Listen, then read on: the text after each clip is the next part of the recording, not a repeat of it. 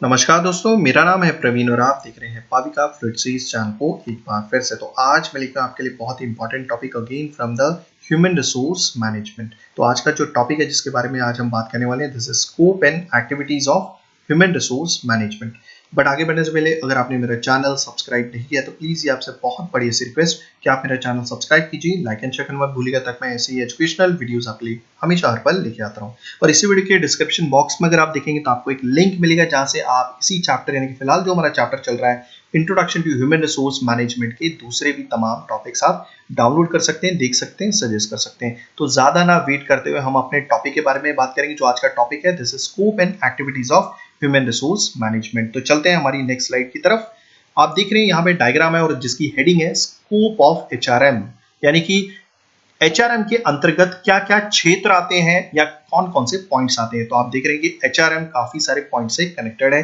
जैसा कि मैं सारे पॉइंट्स को एक बार हम इसके बारे में बात करेंगे, मगर हमारी नेक्स्ट स्लाइड में हम हर एक पॉइंट के बारे में बारीकी से बात करने वाले हैं। तो एचआर डिपार्टमेंट तो आपने सुना ही होगा। जब भी आप जॉब करने कोई भी कंपनी में जाएंगे पास आउट होने के बाद, आइदर आप बीटेक होल्डर हैं या कोई भी डिग्री होल्डर हैं, तो आपने देखा होगा या फिर देखेंगे कि कोई भी कंपनी में जब कोई पर्सन काम करता है तो उसको काफी सारे डिपार्टमेंट से रूबरू होना पड़ता है। यानी कि काफी सारे डिपार्टमेंट होते हैं कंपनी के अंदर।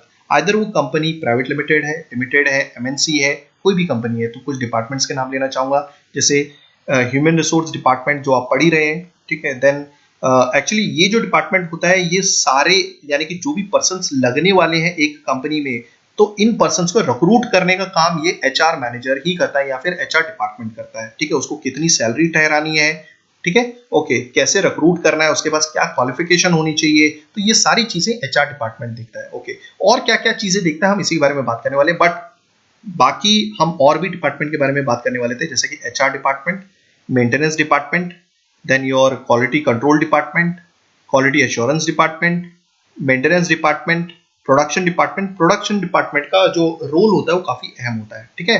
तो एचआर डिपार्टमेंट के बारे में जरा हम बात कर लेते हैं। देखिए, सबसे पहले एचआर डिपार्टमेंट में एचआर मैनेजर होते हैं। ये क्या करते हैं, जो भी अलग अलग डिपार्टमेंट होते हैं, जो भी मैंने आपको अभी डिपार्टमेंट बताए हैं, उन सबके हेड से जाके मिलते हैं, ठीक है। अगर कोई भी डिपार्टमेंट में किसी भी तरह से पर्सन की कमी है तो उनके पास ये फीडबैक आता है, तो ये क्या करते हैं, मार्केट में एक एडवर्टाइजमेंट देते हैं कि हमें कुछ पर्सन्स की जरूरत है, उसके पास ये क्वालिफिकेशन होनी चाहिए, तो ये डेट हमने रखी है, आप आके इंटरव्यू दे सकते हैं, ठीक है। तो ये एचआर डिपार्टमेंट का काम होता है, स्पेशली एचआर मैनेजर का। वैसे मैं काफी सारी पोस्टें भी बता देता हूँ। सबसे पहले कोई भी पर्सन अगर कोई भी कंपनी में सिलेक्ट होता है तो एज अ फ्रेशर ही होगा, तो उसको ऑफिसर के तौर पे रिक्रूट किया जाएगा, ठीक है। देन उसके बाद आता है this is your executive, then senior executive, then assistant manager, then deputy manager, then manager, then vice president, president, then board of directors आते हैं, ठीक है। तो एचआरएम का जो पहला पॉइंट है वो आपको दिख ही रहेगी, एम्प्लॉय हायरिंग, यानी कि एम्प्लॉय को हायर करना, जैसे कि मैंने ऑलरेडी आपको बताया। दूसरा पॉइंट अगर आप देखेंगे, एम्प्लॉय एंड एग्जीक्यूटिव रीमोनरेशन, यानी कि कोई भी एम्प्लॉय या उससे हायर अथॉरिटी किसी भी कंपनी में काम करती है तो बदले में कुछ फायदा तो लेगी, यानी कि सैलरी तो लेगी। ये दूसरा पॉइंट है हमारा। एचआरएम का जो तीसरा पॉइंट है दैट इज एम्प्लॉय मोटिवेशन। अगर एक ही पर्सन 5 साल से एक ही सैलरी पे काम कर रहा है, ठीक है, तो उसका काम में मन नहीं लगेगा। काम तो डेफिनेटली करेगा मगर एकदम सेटिस्फाई नहीं रहेगा। तो टाइम टू टाइम मोटिवेट करना भी जरूरी है। तो उसकी सैलरी बढ़ाने का काम भी एचआर डिपार्टमेंट से ही कनेक्टेड है, ठीक है। ओके, नेक्स्ट पॉइंट की बात करेंगे अगर एम्प्लॉय मेंटेनेंस, यानी कि एम्प्लॉय मेंटेनेंस, एम्प्लॉय का जो पूरा बही खाता है यानी कि रिकॉर्ड है, एचआर डिपार्टमेंट रखता है कि वो पर्सन को कहां पे ट्रांसफर करना है, ठीक है। ओके, उससे रिलेटेड कोई भी डेटा हो ये एचआर डिपार्टमेंट ही रखता है अपने पास। ओके, नेक्स्ट पॉइंट के बारे में बात करते हैं, इंडस्ट्रियल रिलेशन, जो एचआरएम से कनेक्टेड। आप देख रहे हैं ये सारे पॉइंट्स आपस में भी कनेक्टेड है, ठीक है, क्योंकि एचआर पॉलिसीज चाहिए होती हैं कोई भी कंपनी को रन करने के लिए, ताकि एफिशिएंटली कोई भी कंपनी अपने गोल को हासिल कर सके, ठीक है, प्रॉफिट कमा सके। आप देखते हैं कि जो रिजर्व बैंक ऑफ इंडिया है, ठीक है, रिजर्व बैंक ऑफ इंडिया कोई ना कोई मॉनेटरी पॉलिसी तो लेके आती है ताकि जो भी कंपनीज का कारोबार कैसे आगे बढ़ सके। तो मैं यही बता रहा था कि इंडस्ट्रियल रिलेशंस को भी देखती है कंपनी के विद इन, कंपनी के अंदर ही इंडस्ट्रियल डिस्प्यूट्स जो होते हैं यानी कि लड़ाई झगड़े, उनका सॉल्व करना भी एचआर डिपार्टमेंट का ही काम होता है, ठीक है। साथ में ये बता दूं कि एचआर डिपार्टमेंट का काम एज अ मीडिएटर के तौर पे भी होता है। वो जो वर्कर की बात है, वर्कर एचआर मैनेजर से अपनी बात बात करते हैं अगर उन्हें कोई प्रॉब्लम है। ओके, तो ये जो एचआर मैनेजर है वर्कर की बात को आगे भी पहुंचाते हैं, जो डायरेक्टर्स होते हैं कंपनी के उनके पास तक पहुंचाते हैं और डायरेक्टर से वापस एचआर मैनेजर तक वो बात पहुंचती है और फाइनली ये मतलब सारा का सारा जो डेटा ट्रांसफर है ये वर्कर को कर देते हैं कि आपके टॉप जो कंपनी के ओनर हैं उन्होंने ऐसा ऐसा आपको कहा है। ठीक है, साथ में अगर हम नेक्स्ट पॉइंट देखेंगे प्रोस्पेक्ट्स ऑफ एचआरएम, यानी कि क्या क्या संभावनाएं हो सकती हैं एचआरएम की। ओके, लास्ट जो पॉइंट है नेचर ऑफ एचआरएम, ये सारे के सारे जो पॉइंट्स हैं हम बात करेंगे हमारी नेक्स्ट स्लाइड में जो आप देख सकते हैं। ओके, मगर यहां पर हमने कुछ चीजें लिखी हुई हैं जिसको मैं रीड कर देता हूं। दिस इज कि वेरी वास्ट, यानी कि एचआरएम के अंतर्गत जो पॉइंट्स आते हैं वो काफी सारे हैं। ठीक है, covers all major activities in the working life of a worker, मतलब कोई भी वर्कर अगर एक कंपनी में काम करता है तो ये जो सारी एक्टिविटीज हैं ये सारी की सारी एक्टिविटीज खुद ब खुद फॉलो होती ही हैं। ठीक है, मतलब कोई भी वर्कर जब कोई भी कंपनी में काम करता है, जब वो आता है और जाता है तो ये सारी की सारी एक्टिविटीज होती ही होती हैं। ठीक है, फ्रॉम यही चीज लिखा हुआ है जिसके बारे में मैं बात करने वाला था, मींस बात कर रहा हूं एक्चुअली में। From time an individual enters into an organisation until he और she leaves comes under the purview of HRM, मतलब जब वो एंटर करता है कोई भी कंपनी में अपनी, जब वो यानी कि स्टार्टिंग से जॉब करता है और जब वो जाता है तो ये सारी की सारी एक्टिविटीज फॉलो होती है। ठीक है, ओके, नेक्स्ट स्लाइड में हम बात करेंगे यही जो पॉइंट्स मैंने आपको इस डायग्राम के माध्यम से समझाए वही पॉइंट्स अब हम बात करने वाले हैं definitely. Okay, so from entry to exit of an employee in the organisation, ये वही पॉइंट है जो पिछला था। ओके, अब नेक्स्ट पढ़ते हैं स्कोप ऑफ एचआरएम, यानी कि एचआरएम के अंतर्गत जो भी मतलब पॉइंट्स आते हैं उसको बहुत अच्छे से बताया जा सकता है। Can be describe based on the following activities, जो एचआरएम की हैं। तो एचआरएम की कौन कौन सी एक्टिविटीज हैं, ठीक है, अब हम देखेंगे। First one is man power planning.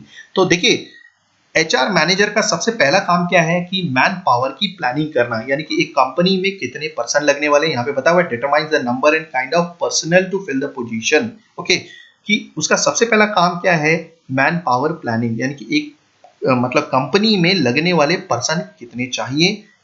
ठीक है, ओके, कितने चाहिए एंड कौन कौन से टाइप के पर्सन चाहिए, उनके पास क्या क्वालिफिकेशन होनी चाहिए ताकि वो एफिशिएंटली काम कर सके। ठीक है, कंपनी का गोल अचीव करने में हेल्प हो सके।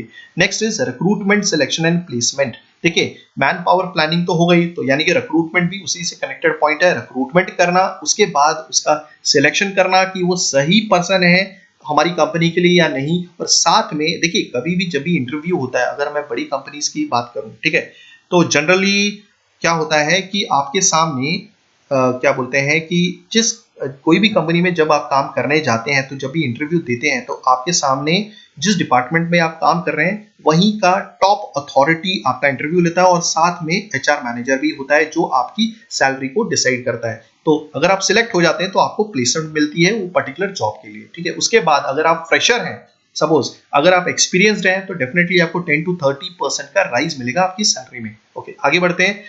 अगर आप फ्रेशर हैं तो आपको ट्रेनिंग दी जाती है ताकि एम्प्लॉय का डेवलपमेंट हो सके, ताकि वो अच्छे से कंट्रीब्यूट कर सके for their efficient growth and performance. ठीक है, नेक्स्ट पॉइंट पे चलते हैं, appraisal of performance of employees time to time.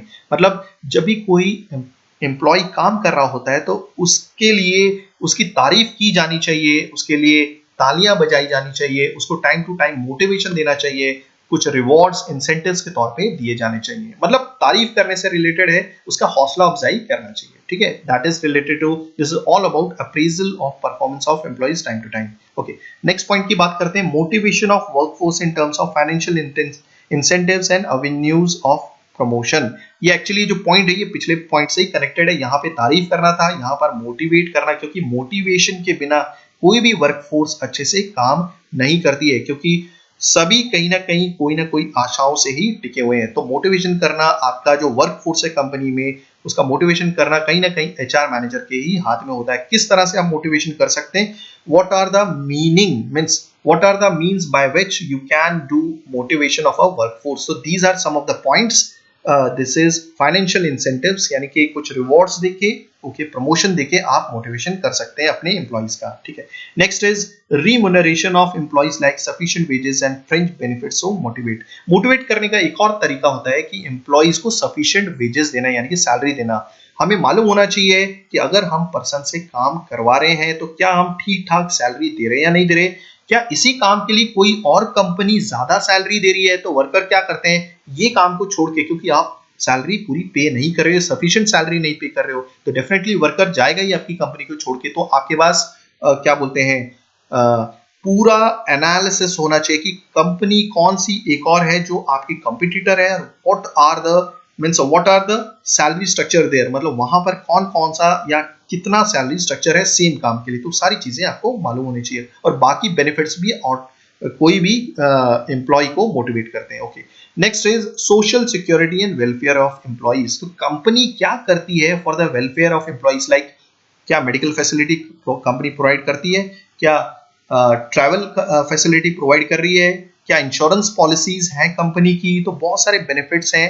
तो कंपनी कैसे कनेक्टेड है एम्प्लॉइज के वेलफेयर से रिलेटेड, वो भी सारी चीजें ध्यान रखी जाती हैं, ताकि क्या बोलते हैं, देखिए अगर कोई भी क्या एम्प्लॉय है वो अपने आप को जब तक सेटिस्फाई महसूस नहीं करता, सिक्योर महसूस नहीं करता, तब तक वो कंपनी में काम नहीं करेगा। तो डेफिनेटली कंपनीज की पॉलिसीज होती हैं कि वो अलग अलग मतलब पॉलिसीज होती हैं जो कहीं ना कहीं हम देखते हैं कि एम्प्लॉइज के वेलफेयर के काम भी आती हैं। वैसे बहुत सारे एक्ट्स हैं गवर्नमेंट ऑफ इंडिया के जो फॉलो होते हैं या फिर फॉलो किए जाते हैं जब भी आप कोई कंपनी खोलते हो अगर खुद भी, ठीक है, तो वहां पे एम्प्लॉइज का ध्यान भी रखा जाता है। और फाइनली एचआर मैनेजर किससे कनेक्टेड है, वो टाइम टू टाइम अलग अलग पॉलिसीज पे रिव्यू लेता है, ऑडिट यानी चेक भी करता है पॉलिसी सही है, प्रोसीजर सही है, और प्रैक्टिसेस जो भी प्रैक्टिसेस अपनाए जा रहे हैं कंपनी में, ठीक है, वो सही है या नहीं ऑर्गेनाइजेशन के लिए। तो आई होप आपको सारी चीजें स्कोप एंड एक्टिविटीज एचआरएम के समझ में आ गई होंगी। Thanks for watching for seeing my video. Thank you very much, धन्यवाद।